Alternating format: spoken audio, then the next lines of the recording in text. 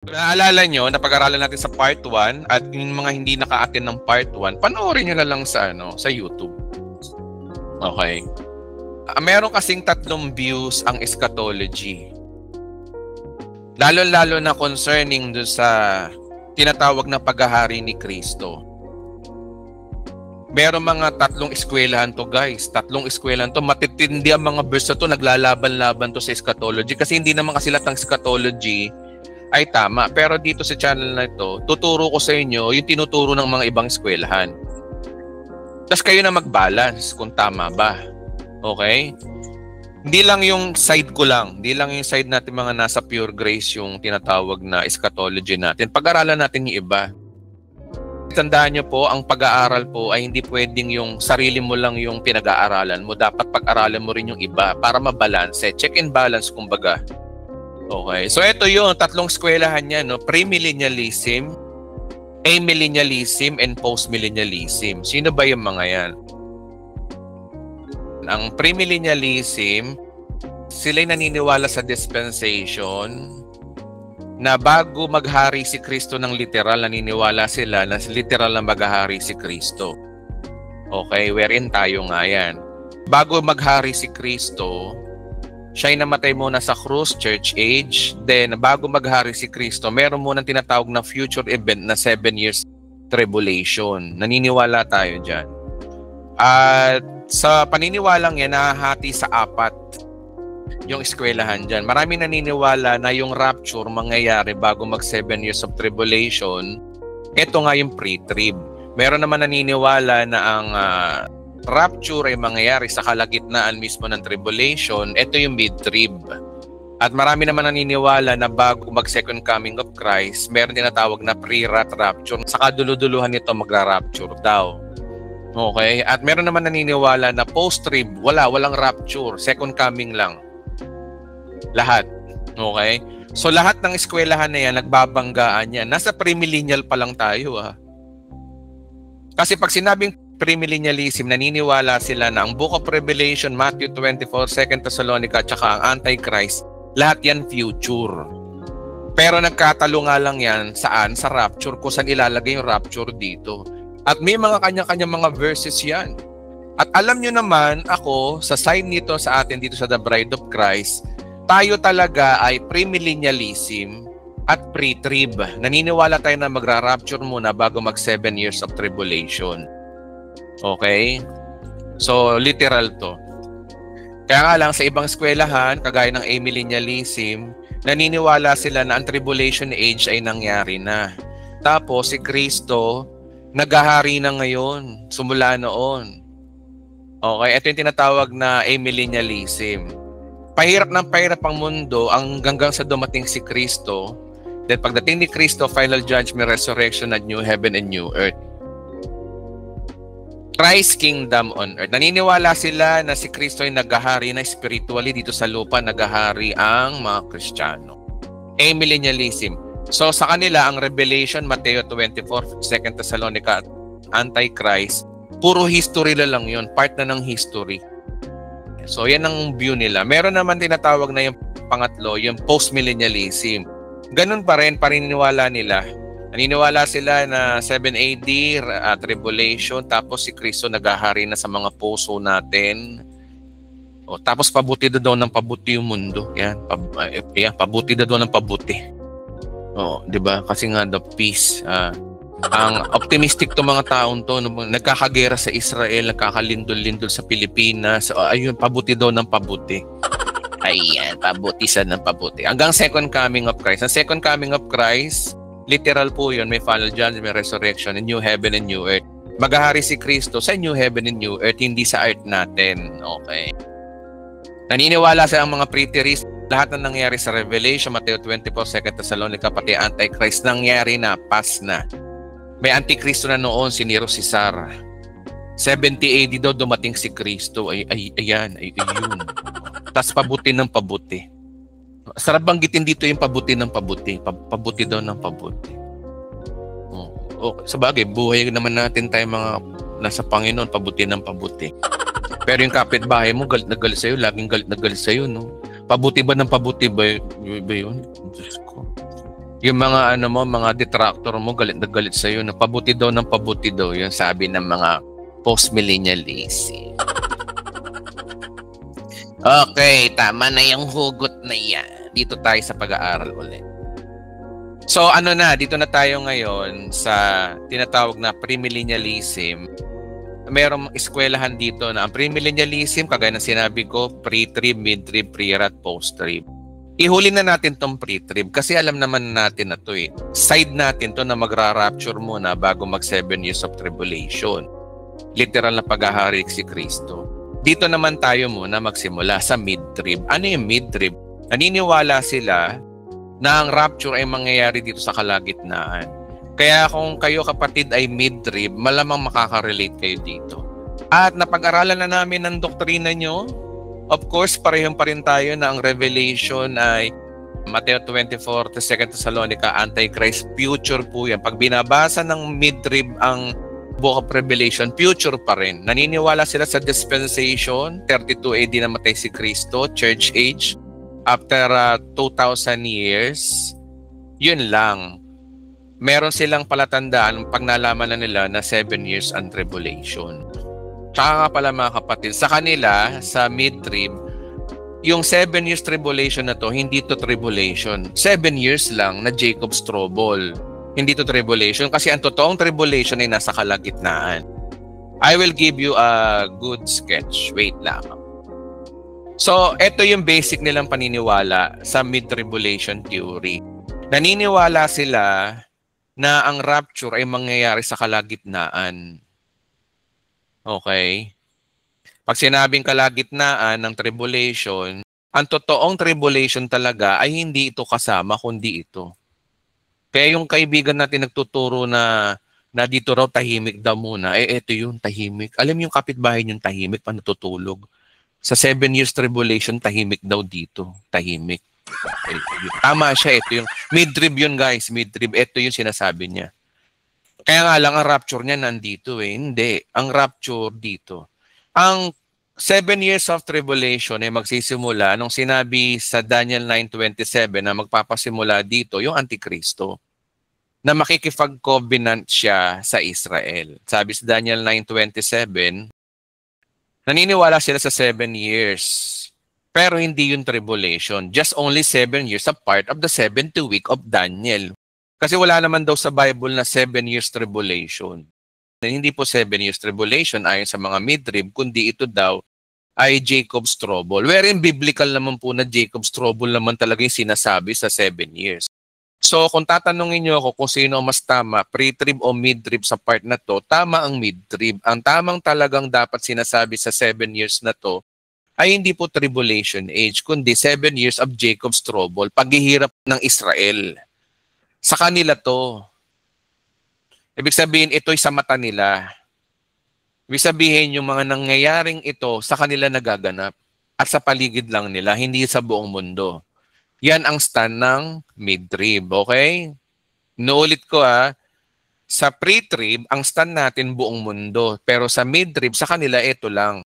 Kung ano lang yung part ng sinasabi lang ng Biblia, alimbawa, Israel, tas binanggit doon yung mga bansa, Arab countries, European, United States, doon lang. Pero tayo mga Asia, parang hindi tayo kasali doon sa pangyayari. Kasi remember, ayon sa kanila, 1/3 ng tao ang mamamatay lang. Wherein biblical yun, 1/3 ng tao ang mamamatay during this wrath of God.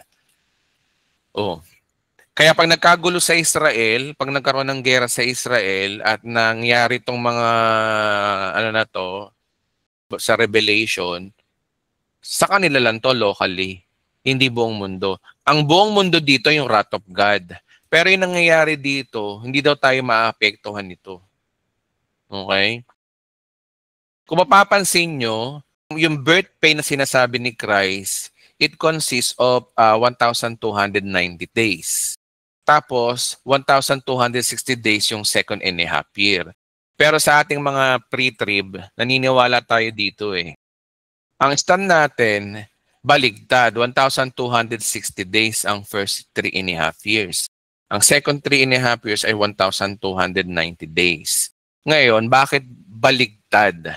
Kasi na-misinterpret daw ng mga pre-trib na hindi 1,260 days yung first 3.5 years, kundi 1,290 days.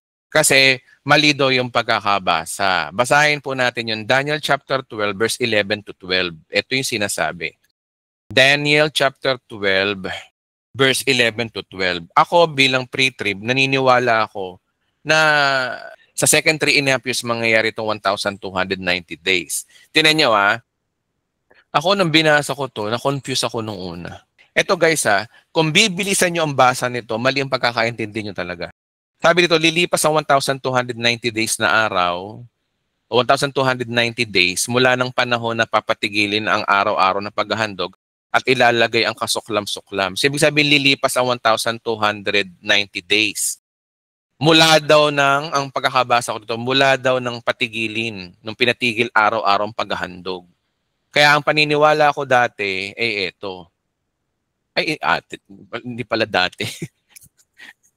Pre-trib pa rin pala ako, sorry. Ito. 1,260 days. 1,290 days to. Ito yung pinatigil yung handog, lilipas daw ng 1,290 days. Ito yung sinasabi ng Daniel. Kaya nandito siya. Ayon naman sa mga mid-trib, sa kanila mga mid-trib, mali daw yun. Dapat daw to dito. Bakit sa first 3.5 years? Basahin daw ng maigi. Ang sabi, lilipas ang 1,290 days mula sa panahon na, future tense, papatigilin. Pag sinabing papatigilin, kailan? Ang araw-araw ng paghahandog at ilalagay ang kasuklam-suklam. Ibig sabihin, 1,290 days, dun palang future, papatigilin ang araw-araw na paghahandog at ilalagay, future tense pala. So, ibig sabihin, lilipas ang 1,290 days. Guys, naiintindihan niyo mga kapatid? Naiintindihan niyo ba mga kapatid? Tanong po muna kayo. Nakakasunod po. Opo, Pastor. Opo, Pastor. Opo, Pastor. Opo, Pastor. Opo, Pastor. Yes po, Pastor. Pastor. Loud and clear po. Okay. Okay, so future. So, ibig sabihin, ito yung side nila. Kaya nandito to. 1,290 days yung dito. Lilipas daw. Ito. Lilipas daw to. Lilipas daw ang 1,290 days. Pag sinabing lilipas ang 1,290 days bago patigilin ito. Patigilin ito yung mid-trib. Pero ang pagkakaintindi natin mga pre-trib, iba. Akala natin past tense. So, sa tingin ko, nagkaroon ng punto rito ang mid-trib. O, tinan nyo, sabi ko sa inyo Tinan nyo, nakakadalawa na ang mid-trib kumpara sa pre-trib, nakakadalawa na guys. Kaya sabi ko sa inyo, mahirap magkaroon ka na lang iisang side lang. 2 points na mid-trib kumpara sa pre-trib. O, di ba? Okay, that's the point. Okay, good. Next. Tapos, naniniwala sila, yung tinuro ko sa inyo sa katapusan ng Mundo series, ito yung theory natin. Ang theory natin, ganito, ang pagkakasunod-sunod. Yung 7 seal, sakop niya lahat hanggang 7 years. Ibig sabihin, sa unang taon, Antichrist, World War, famine, tapos sa kalagitnaan ng tribulation, dito palang papasok yung 7 mangkok at 7 trompeta. Sila ay parallel. Ang dulong-dulo ay blood moon. Kasi harmonized blood moon Yung matinding lindol mangyayari sa dulong-dulo. Pero, yung 7 seal continue pa rin. Kasi, kaya lang naman dito ay death, persecution. Kasi nga, dito na magkakaroon ng tatakan ng 666 Papatayin ng sino mang hindi nagpatatak. Tapos persecution, maraming namamatay. Kaya maraming namamatay, persecution. Kaya yun Diyos nagalit dahil sa death and persecution. So, yun ang ating mga pre-trib. Pero iba po ang mid-trib, guys. Iba talaga. Tinan nyo, I will show you. Ito ang mid-trib. Ang mid-trib, dumepende sila sa eksaktong chronological order mismo ng Bible. Hindi kagaya ng sa atin, speculation. Sila biblical. Na yung Bible, pinagsunod-sunod nila. Kaya nga lang, pagdating dito sa kalagitnaan ng tribulation, ganun pa rin ito. Parallel. Ang first trumpet sa first vial, second vial sa second trumpet, third vial sa third trumpet, etc., etc. Kasi pareho nang silang istorya. Dan dulo, puro blood moon. Okay? So, dito, iba, imbis na ito dumiretso doon, di hanggang dito lang yung sixth seal. Ngayon, basahin natin, tinan nyo kung gano'n nila na-harmonize ito. So, maliwanag na ito, 1,290 days ang first 3.5 years, 1,260 days ang second 1.5 years. Mamaya, malalaman nyo kung bakit yung 1,260 days naman ay nasa second 1.5. Ano yung mga palatandaan, paano nag-harmonize ng mid-trib. Isa-isayin muna natin ito. Tinan nyo, kung babasahin yung Biblia mismo mula Revelation chapter 6, ito yung mababasa nyo nang walang walang putol. Revelation 6:1, nakita ko isang kordero sa unang 7 selyo. Nakita ko isang kabayong puti na may hawak na pana. Binigyan siya ng korona at siya umalis patuloy manakop. Antichrist, alam niyo na to, di ba? Antichrist. Si Antichrist ang magpapasimula ng covenant. Sa atin, ang simula ng tribulation sa atin, tayo mga pre-trib, rapture muna. Pero dito iba, yung covenant. Kapag nakipag-covenant sa Antikristo, 7 taon na yon. Saan mababasa yon? Daniel 9:27, di ba? Alam na natin, huwag natin buksan mo guys. Alam na natin yon. 7 taon, makikipagkasundo si Antikristo at pagkatapos ng 3 taon kalahati, pipigilin niya ang paghahandog. So pipigilin niya ang paghahandog, dito magkakaroon ng abomination and desolation sa kalagitnaan na ito. Mamaya, pag-aralan natin bakit yung rapture nandito. Dito muna tayo sa covenant. So, halimbawa mga kapatid, wag naman sana, halimbawa si Donald Trump. Di ba na nakarang araw, nakipag-peace treaty siya? Marami nagdududa na siya yung Antichrist. Pero hindi naman peace treaty ang sinasabi ng Daniel 9:27, kundi covenant. Ang gagawin pala ni Antikristo, makikipag-covenant siya. Sige na nga, basahin na nga natin. Ang pinunong ito ay gagawa ng isang matibay na pakikipagkasundo. Ang sabi sa English, covenant. Hindi naman peace treaty Peace treaty ba yan? Wala naman peace treaty dyan Mali yung akala ng ibang Christian, peace treaty raw 7 years. Hindi, covenant, makipagtipan. Ang gaya ni Kristo nakipagtipan sa atin, gagawin ito sa harapan ng mga Hudyo. Covenant with many for 7 years. Sabi sa King James, 7 years. Di ba? 7 taon. Pagkaraan ng 3 taon kalahati, pipigilin niya ang paghahandog. Ang binabanggit pala na covenant dito ay yung tungkol sa templo. Sa madaling salita, kapag si Antikristo ay nakipag-covenant sa Israel at nabanggit ang 7 years at tungkol sa pagtayo ng templo ang kanilang pinag-usapan, ayun na, simula na guys. Ito na yun, Daniel 9:27. Pasok na tayo sa 7 years Jacob's trouble. Etong masakit. Kapag nagkapirmahan na dito ng covenant at nakita nyo na ito sa Israel na meron taong ganun, pwedeng hindi si Donald Trump, pwedeng ibang tao, pwedeng si Jared Kushner, pwedeng isang Muslim o sino man. Kung sino man yun, tapos hindi nag-rapture, naku po, pasok na tayo sa first seal. Pag hindi nag-rapture at pasok tayo sa first seal, guys, huwag nyo nang asahan mag-rapture. Magra-rapture na yan, malamang, dito sa mid-trib, dito sa kalagitnaan na. Yun ang sinasabi ng mga mid-trib. Ayon sa kanila. Nakakasunod po ba tayo mga kapatid? Paki-say lang po. Yes po, Pastor. Yes, Pastor. Kayo dyan. Opo, Pastor. Yes. Copy and hear. Okay. Sige. Palakpakan natin mga sarili natin, guys. Palakpakan natin. Ayan.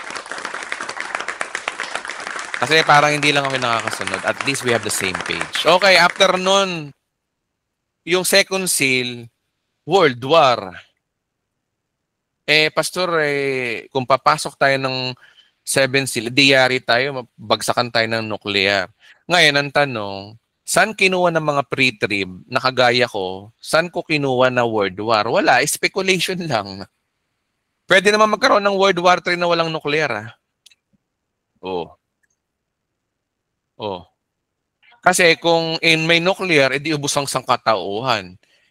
Tsaka wala naman sa Bible, hindi nabanggit sa Bible ng nuclear. Ang binanggit lang sa Bible, yung yung meteor. Dito mangyayari yun. Dito. Saan yun? Ito, asteroids. Dito yun sa second trumpet. Dito yung mangyayari. Dito siya. Pero wala kayong makikita dito negative thing regarding sa nuclear. So, ibig sabihin, hindi loloobin ng Diyos.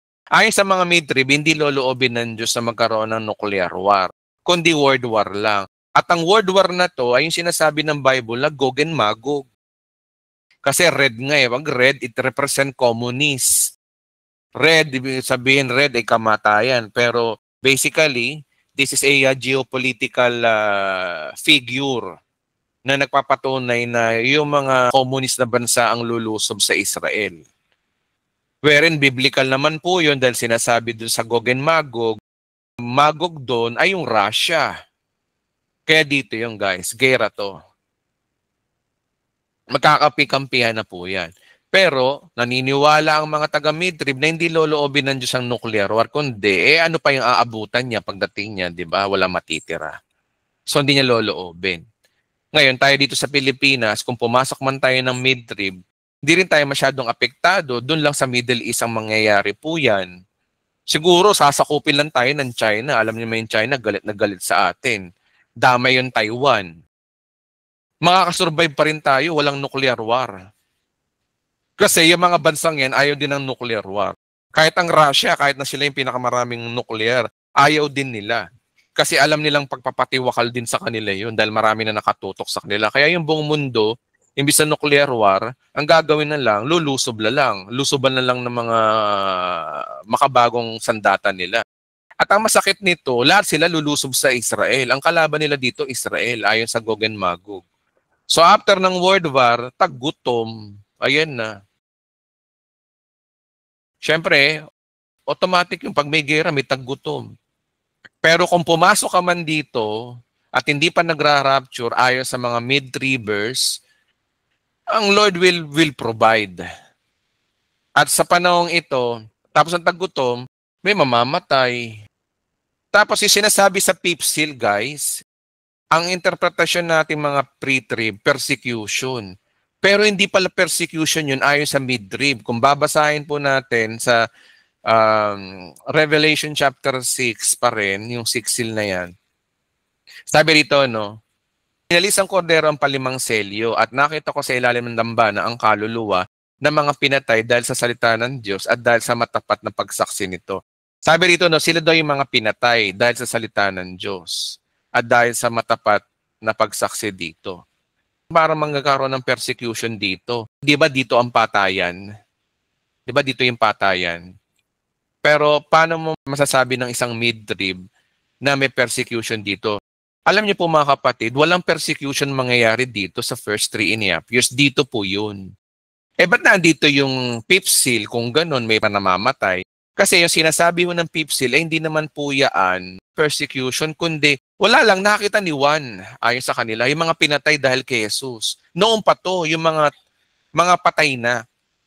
Sabi dito na inalis ang kordero sa ilalim ng dambana ng kaluluwa ang mga pinatay dahil sa salita ng Diyos. So ang mga pinatay ng dahil sa salita ng Diyos dito, yung mga pinatay nung araw. Ayon sa mid-trib, hanggang sa panahon natin ngayon, sino ba yun? Una, yung panahon ng Roman Empire, pinersecute ang mga Christian, pinakain sa leon, pinatusok sa stake.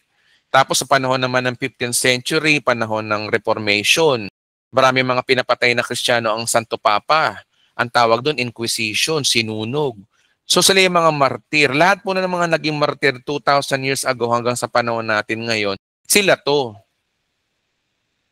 Ngayon, basahin natin ng verse 10 ayon sa mid-trib. Sabi, ubos lakas nilang sumigaw, O Panginoong makapangyarihan, banal at tapat.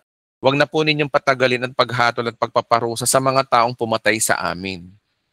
Sino yung pumatay sa kanila nung panahon nila? Yan ang prayer nila. Malamang itong mga pinatay na to, kasama dito sila John the Baptist. Kasama rito sila si yung mga apostol, si Apostol Pablo kasama dito. Sila yung mga pinatay nung araw. Kasi kaya pinapakita ng Diyos to kasi malalaman niyo yan sa verse 11. Sabi, binigyan sila ng puting kasuotan ng bawat isa sa kanila at sinabi sa kanila magpahinga ng kaunti sa panahon hanggang sa mabuo ang kanilang kapatid na sasamahan sa paglilingkod kay Kristo na papatayin ding tulad nila. Yung bilang ng mga hentil ang sinasabi dito na papatayin din. Ano yung binabanggit dito na bilang ng mga hentil na papatayin din tulad nila? Mangyayari po yan dito. After ng 3.5 years dito sa Great Tribulation. Kasi magkakaroon ng tataka ng 666 dito, mamamatay si Antikristo, mabubuhay, mag-ahari siya sa loob ng 3.5 years. Sa loob ng 3.5 years, papapatayin niya yung mga ayaw magpatatak. Ito yung sinasabi ng verse dito. Ayon sa mid-trib, Kaya walang persecution nangyari dito. Yung fifth seal, hindi yung persecution. Pero sa ating mga pre-trib, nilagay natin to dito tapos persecution. Yun ang pagkakaiba natin sa kanila. Kaya make sense pa rin yung sinasabi ng mid-trib. Paano yan, guys? Mid-trib na kayo. Hindi ko sinasabi mag-mid-trib kayo, but the point is, hindi rin pala basta-basta ang pinag-aaralan ng ibang eskwelahan. Ina-underestimate natin. Kalukuhan yung mid-trib na yun. Yung susuong tayo sa sa tribulation. Nasa biyaya tayo. Kulang pala tayo sa pag-aaral. Kaya kung lalaliman natin ang pag-aaral ng kalaban natin, yun ang paniniwala nila. Guys, ako inaamin ko, mid-trib, kalaban ko to, kalaban natin to. Pero yung paniniwala nila, grabe O tinan mo, nadedebang tayo. Tayo nadedebang ngayon. Di ba? So, mahalaga guys, yung kalaban pinag-aaralan mo rin. Yung ibang view, kung sa tingin nyo kalaban sila, pero kasi mga ibang view to So sa kanila, ang argumento sa kanila, hindi daw to persecution, kundi ito ay yung sinasabi lang ng Bible na pinopromote ng Diyos na maraming mamamatay dito, parang prayer nila yon. Nag-aantay sila ng justice. Pero sabi ng Panginoon, wag muna, kasi may mangyayari pang Great Tribulation. Sa Great Tribulation kasi marami kasing papatayin dito sa wrath of God, yun nga dito, sa persecution na mangyayari dito. Okay? So what's next? Blood moon, ito may matinding lindol bago pumasok ang tribulation. Sabi dito, at inalis ng kordero ang pang-anim na selyo. Lumindol ng malakas, ang araw ay nangitim na parang damit na pagluksa, at ang buwan ay naging kasimpulan ng dugo. Nalaglag mula sa langit ang mga bituin na parang bubot na bunga ng igos kapag binabayo ng malalakas na hangin. Naglaho ang langit na parang kasulatang inirolyo. Nawala ang kanilang dating kinalagyan ang mga bundok at mga pulo. Nagtago sa iyong ibang mga nabato ang mga hari sa lupa, mga gobernador, mga pinuno ng hukbo at mga mayayaman at mga makapangyarihan, ang lahat ng tao, alipin man o malaya. Sabi ng mga tao, tabunan ninyo kami para makubli kami, para hindi namin makita yung itsura ng kordero. Ganun ang sinasabi ng verse. Sapagkat dumating na ang malagim, yung kordero dyan, si Kristo. Ibig sabihin, ito yung sitwasyon na dumadating daw yung kordero. Sabi sa King James, and said to the mountains, rocks, fall on us and hide us from the face of him that seated on the throne, from the wrath of the Lamb. Hindi pala wrath of God to, wrath of the Lamb. Kaya naniniwala sila na ito'y senaryo ng rapture. Ayon sa kanila. Ito, sakto. Yung blood moon, sakto. Rapture. So, ibig sabihin mga kapatid, sa araw ng rapture, ang senaryo talaga nun, may senaryong ganito. Pero sa ating mga pre-trib, iba, diba? Nandito to yung blood moon. Sabay-sabay, iisa. Pero sa kalagitnaan daw ng tribulation, bago mamatay si Antikristo, kasi marami yung event na mangyayari sa kalagitnaan po ng tribulation age natin Pero ayon sa mga mid-trib, ang totoong tribulation talaga, ito yung 3.5 years. Itong 1,260 days na sinasabi. Ito talaga yun. Nakakasunod po ba tayo mga kapatid? Amen po. Amen po. Amen. Amen. Amen. Amen. Amen. Mamaya magtanong kayo sa akin Magtanong kayo sa akin. Hindi pwedeng walang tanong-tanong. Okay. So ano nangyari? What's next? Di rin magkaroon ng lindol. Tapos sabi ng verse 17, ito yung malupit. Sabi ng 17, sapagkat dumating na ang malagim na araw ng pagbubuhos ng, Dito palang ibubuhos ng Diyos ang puot. Sakto, sapagkat dumating na ang malagim na araw ng pagbubuhos ng puot. Binabanggit dito sa mga midrib na ito yung puot, dito pala magsisimula yung puot. Dito sa 6 seal, after ng 6 seal. Dito yon sa 3.5 years. Kaya ito yung theory nila. Ngayon malalaman nyo mamaya kung bakit nandito yung rapture. Pinapakita ko lang muna sa inyo yung buong itsura. Mamaya yung rapture, bakit nandun yung rapture? Bakit wala dito? Mamaya malalaman nyo.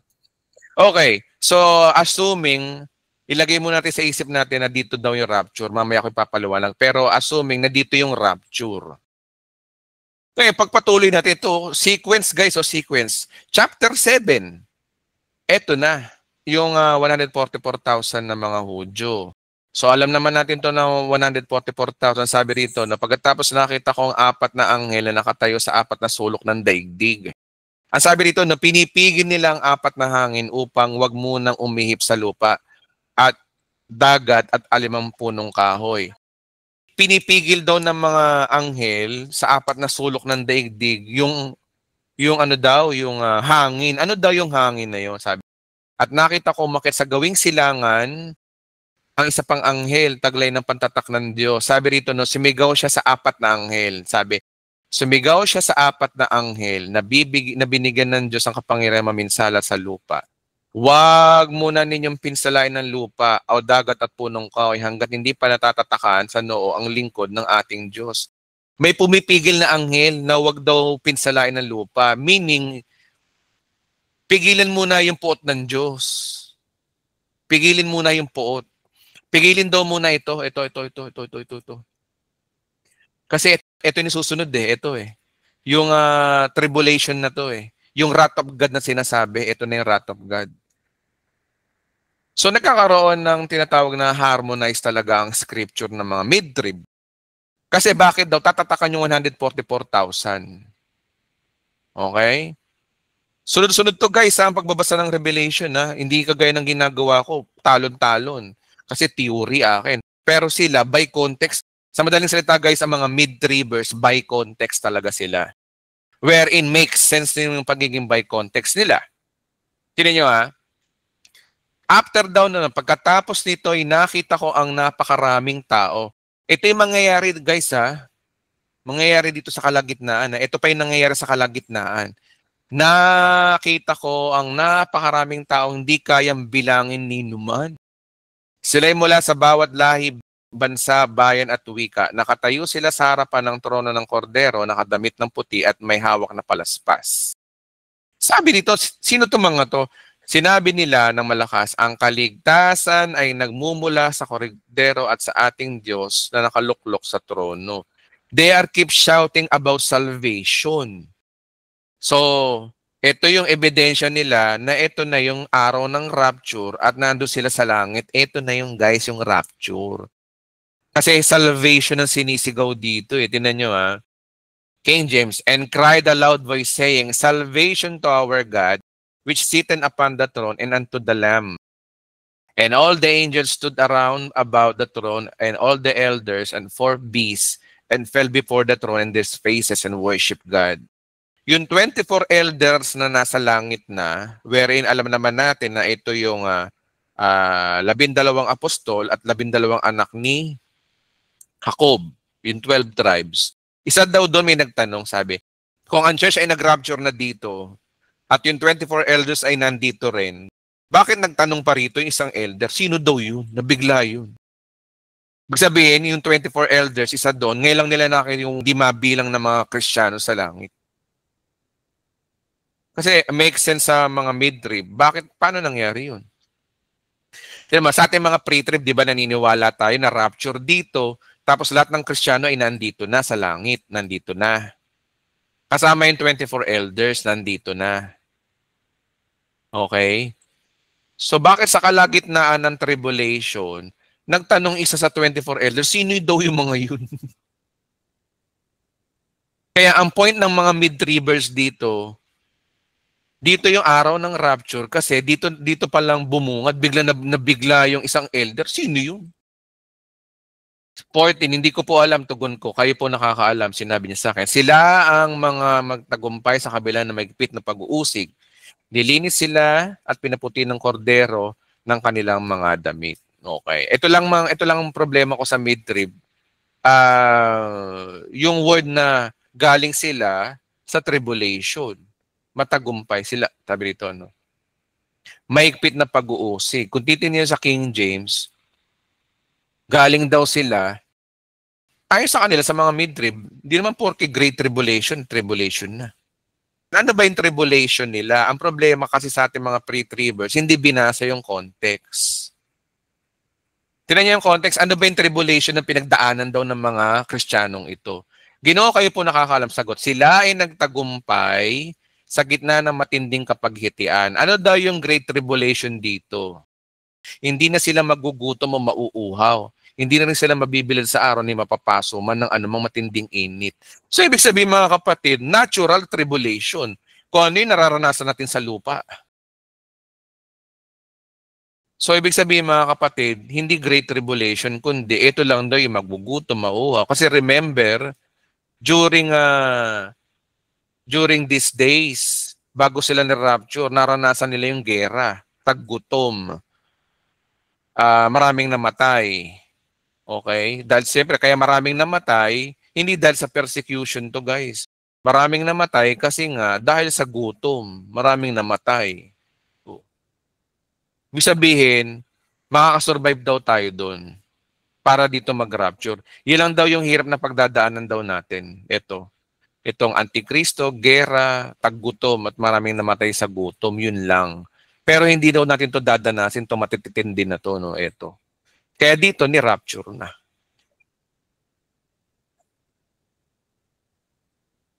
Okay?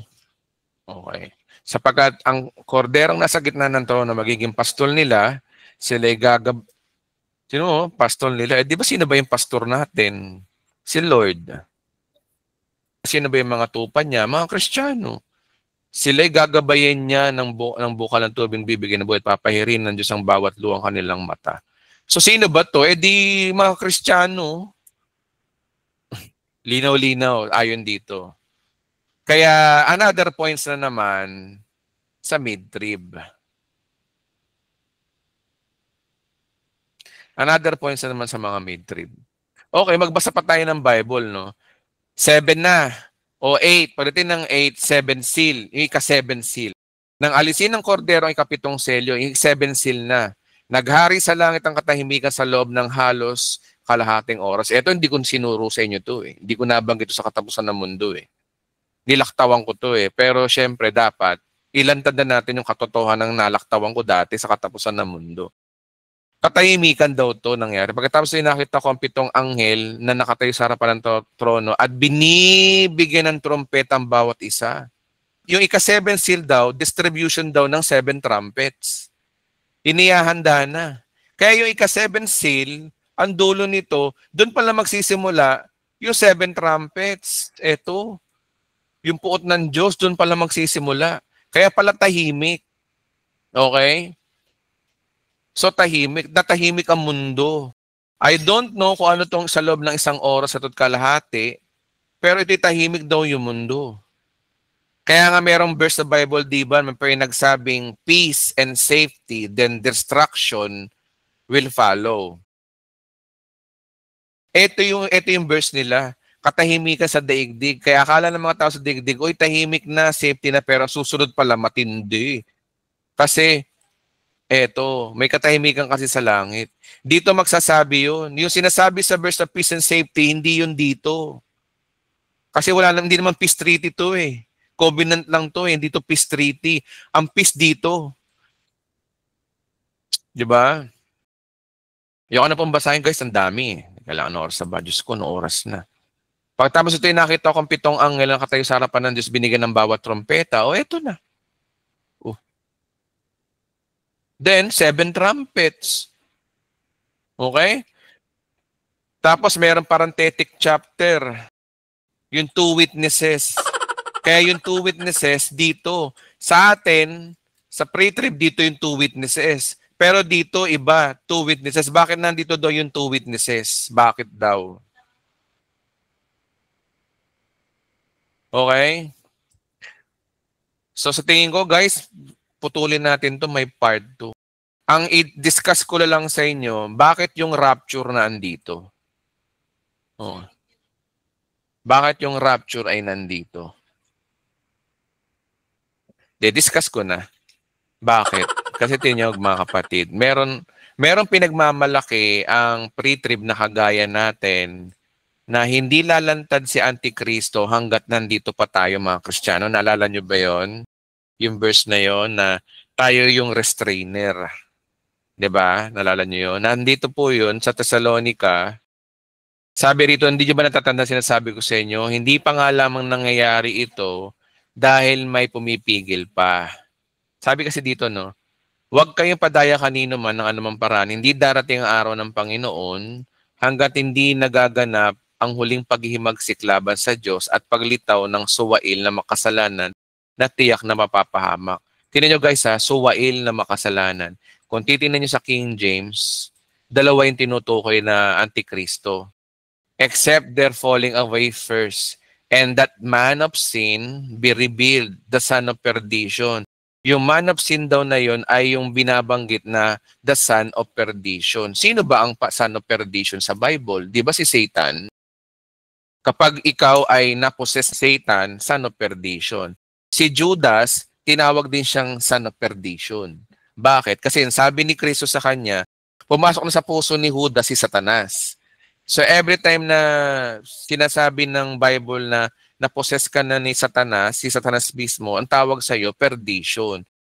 So sabi rito, no, itataas niya ang kanyang sarili, kakalabanin lahat ng kinikilalang Diyos, sinasabi ng mga tao. Uupo siya sa templo at magpapakilalang siya ay Diyos. So ang senaryo dito, ayon sa pag-aaral natin sa sinasabi ng verse na to, ang son of perdition dito ay hindi dito, kundi dito talaga. Kasi ang tinutukoy na son of perdition dito, yung kapag namatay na si Antikristo at nabuhay na maguli, yung pagkabuhay na maguli, yun ang son of perdition. Kaya yung son of perdition dito, hindi daw malalantad daw yun. May pumipigil. Ibig sabihin, yung Antikristo dito, hindi pa yun. Yung totoong mukha ng Antikristo nandito eh. Yung Antikristo dito, tao. Pero yung Antikristo dito sa second 3.5 years, si Satan na yun. Siya yung son of perdition. Ayon sa mid-trib, kaya hindi ito yung son of perdition nandito.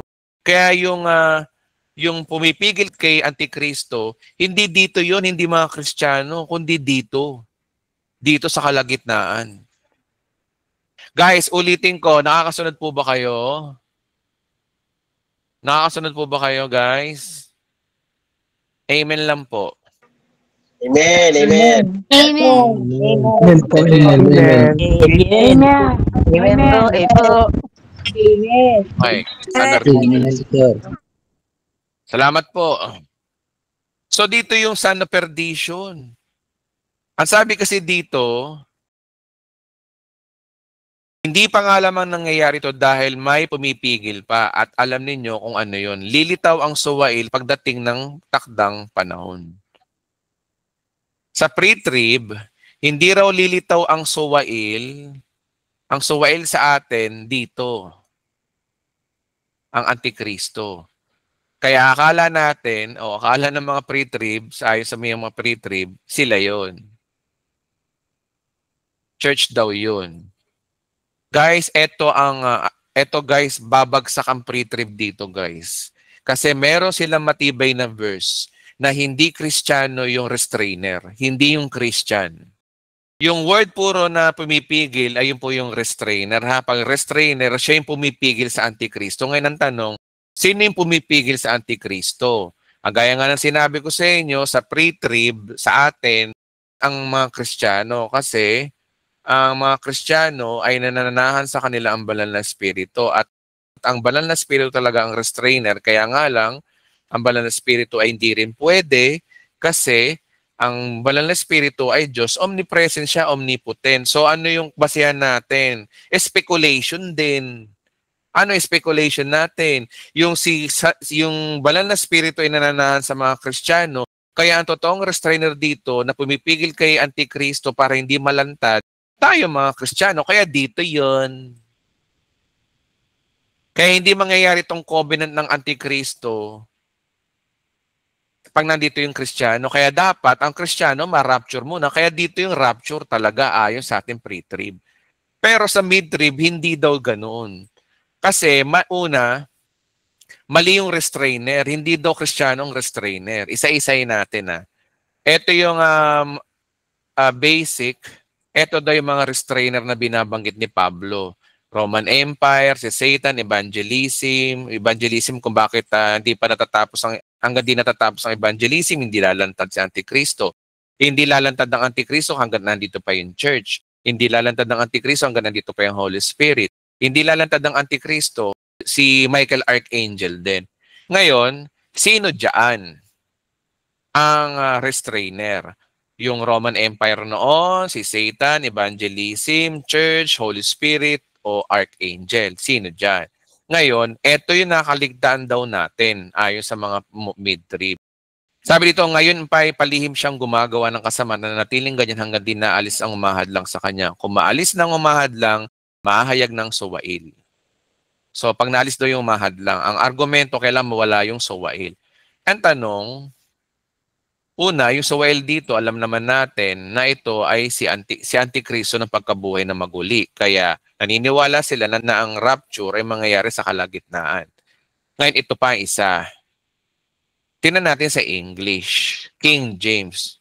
Ayon sa mga mid-trib, kagaya ko, mahilig mag-rightly divide the scripture, tumingin ng hermeneutics. Kasi bihasa sila sa hermeneutics na hindi kagaya natin. Ibig sabihin, guys, ang pre-trib ay puro speculation pa lang talaga. Pinagpipilitan lang. Tapos yung kabilang channel din, speculation din sila, hindi nila matanggap. Naniniwala sila sa pre-trib. Wala naman sa Bible ang pre-trib. Sabi rito sa English, guys, to King James to, malapit sa Greek. For the mystery of iniquity that already work. Sino daw yung humahadlang? Only He who now let it will let until He be taken out. He, lalaki. He, male. Pag sinabing he, lalaki. Ayan, no? King James. He, be taken, he. He talaga, lalaki. So, itong mga nasa listahan natin, alin dito yung lalaki? Roman Empire, hindi naman lalaki yan eh. Si Satan, imposibleng si Satan. Ibig sabihin, pipigilin niya Antikristo, kakampi nga niya Antikristo. Hinga siya, pero hindi si Satan. Kasi si Satan, gusto niyang malantad ng Antikristo, kaya hindi si Satan, kaya tanggal si Satan.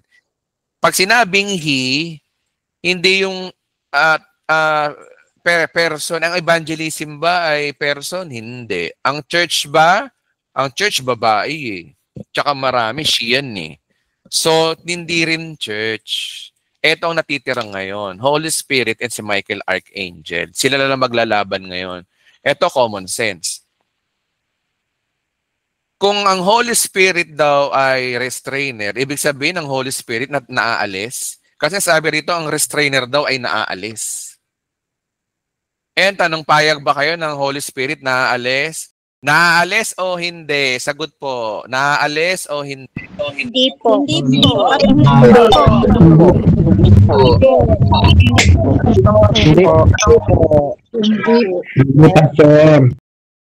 Hindi ang church ang restrainer. Kasi ang sabi dito, he. He yung restrainer eh. Sinabi na eh. So hindi church. Sino restrainer? Holy Spirit ba? Hindi. Kaya ang natitira dito, si Michael Archangel. Ngayon, naniniwala ang mid-trib na si Michael Archangel ang tunay na restrainer. Why? Bakit? Kasi basically, may kakayanan si Michael Archangel na i-restrain si Satan. Historically, kung babasahin niyo yung Daniel, may panalangin si Daniel, ang tagal ng sagot, 21 days bago niya nasagot, bago dumating si Gabriel. Ano nangyari? Sabi ni Gabriel, natagalan na ako kasi nakipaglaban pa raw si Michael Archangel kay Lucifer o sa prinsipe ng Persia. Kaya natagalan ako, pinauna lang ako para ibigay sa iyo yung panalangin ng kasagutan. Nasa Bible po yun, Daniel. At si Michael Archangel talaga ang katapat ni Satanas. Lagi siyang loser, laging ganon. Ngayon, tingin tayo ngayon sa Bible ayon sa mga pre-trib. Ayon sa mga pre-trib, nakasulat po ang Revelation chapter 12. Sa Revelation chapter 12, ang sabi dito, no, basahin natin. Kasunod dito lumitaw sa langit ang isang kakaibang palatandaan, isang babae na naramtam ng araw, nakatuntong sa buwan, ay may 12 bituin. Alam naman natin, ang babae rito ay sumisimbolo sa Israel. Napag-usapan na natin po yan sa Katapusan ng Mundo, Part 9. Malapit na siyang manganak, kaya napasigaw siya sa matinding ihip. Isa pang palatandaan na lumitaw daw sa langit, isang pulang dragon na napakalaki, itim, 7 ulo at 10 sungay at may koronang bawat ulo. Kinaladkad ng kanyang buntot ng ikatlong bahagi ng bituin sa langit upang ihagis iyon sa lupa. Pagkatapos, tumayo siya. Ngayon naman, pagdating ng 7, guys, Revelation to. Pag Revelation chapter 12, mangyayari ito sa future, during tribulation age.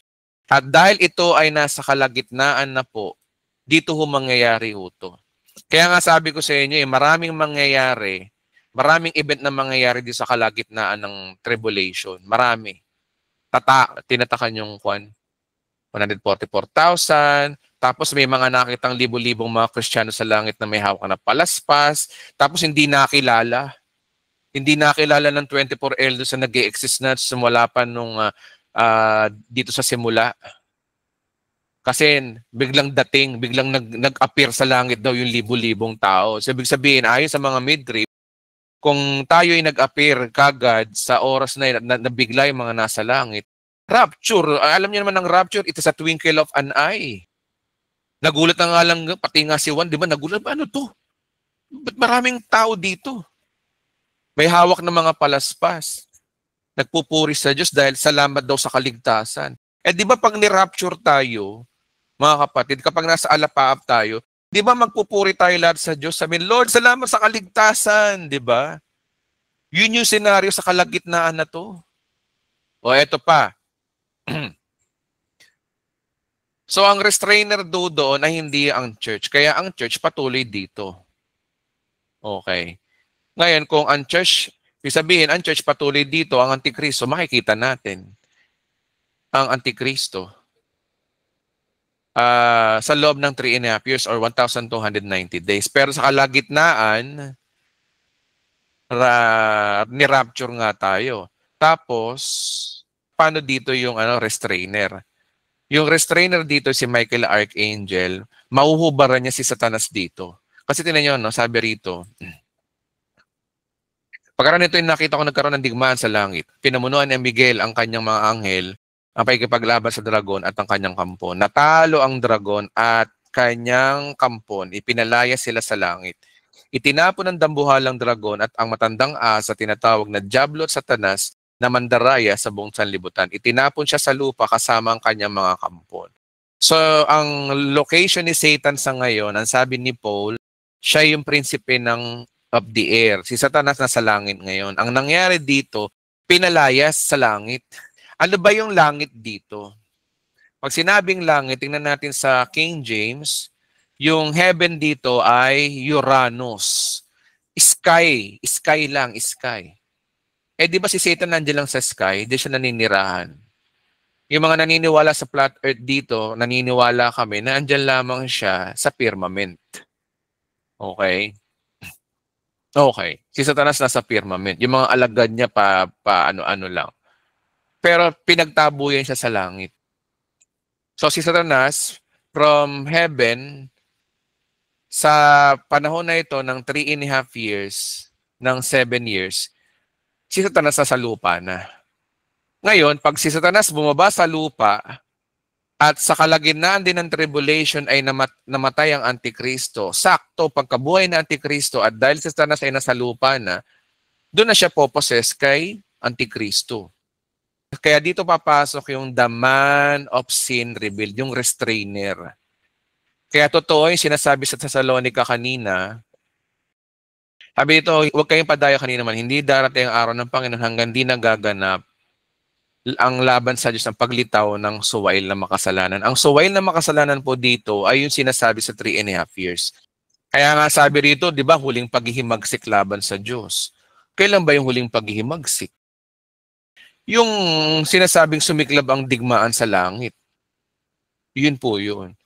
Kaya si Satanas ang binabanggit dito. Kaya dito po sa mid-trib, dito sa mid of tribulation, binabanggit yung paglitaw ng suwail. Makikita natin dito na yung paglitaw ng suwail dito sa wrath of God, siya na yung Antikristo. Yung totoong Antikristo talaga. Uupo siya sa trono ng Jerusalem, ng Temple of Jerusalem, papatigilin niyang paghahandog, doon na siya. At doon na masisimulang magalit ang Diyos kasi binaboy na ng Antikristo ni Satanas ang templo. Dito matutupad yung pangarap ni Satanas na maghari sa buong mundo sa loob ng 3.5 years. Sa loob ng 3.5 years, yun yung binabanggit ng Biblia na lagi sa loob ng 3.5 years. Yung halimaw na sinasabi na sa Revelation chapter 13. Dito rin sa kalagitnaan, lumabas yung halimaw, Revelation chapter 13.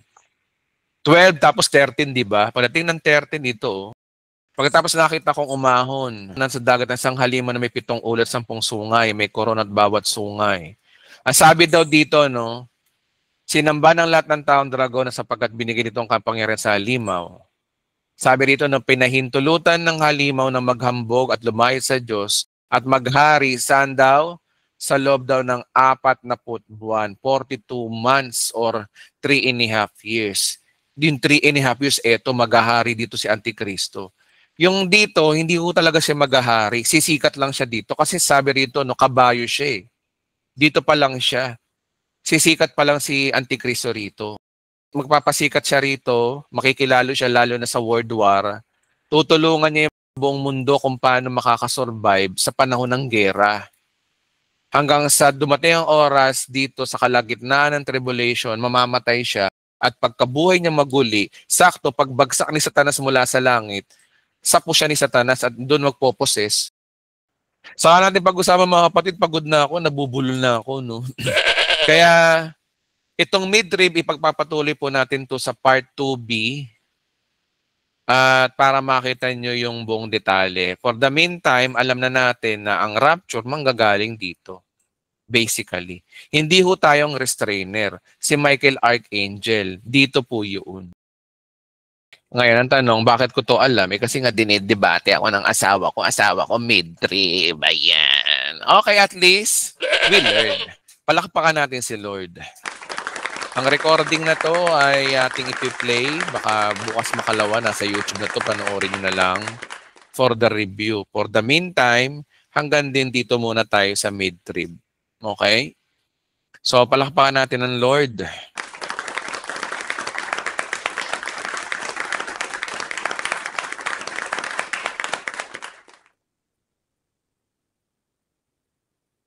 Okay, so pwede na ako magtanong.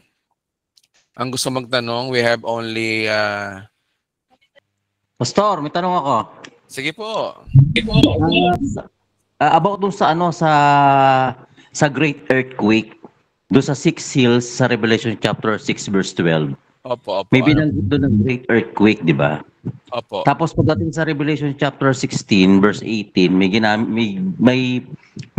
binanggit din ng great earthquake. Ilang earthquake ba ang mangyayari sa panahon ng tribulation? Naniniwala ako kung dalawa kasing view ang pinag-uusapan natin, di ba? Pre-trip o mid-trip. Okay. Ang pag pre-trib, ito yung view ng pre-trib natin. Ang view nating yung ako talaga pre-trib, ang view ko talaga, isang beses lang po talaga siya. Yung 6 siling dulo nun, yung 7 vial, 7 trumpet, lahat sila ay parallel. Nasa dulo ho talaga. Yung matinding earthquake Kasi kaya lang naman nagkaroon ng matinding earthquake kasi diyan na yung second coming of Christ. Diyan po kasi yung second coming. Pero sa mid-trib, iba naman. Sa mid-trib, dalawa. Wait lamang po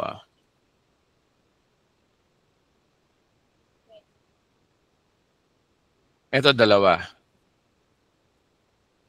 Sa rapture, blood moon, ibig sabihin guys, pag nag-rapture, may event talaga may mag-earthshake.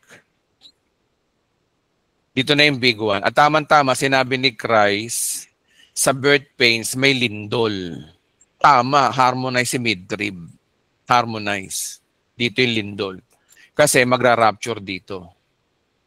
At yung kaduluduluhan, pareho sila ni Trumpet at saka ni Mangkok na may matinding lindol din. So yun po yung ayon sa dalawang view, kapatid. Hello po, Pastor. Opo, yun po yung sagot ko po, kapatid.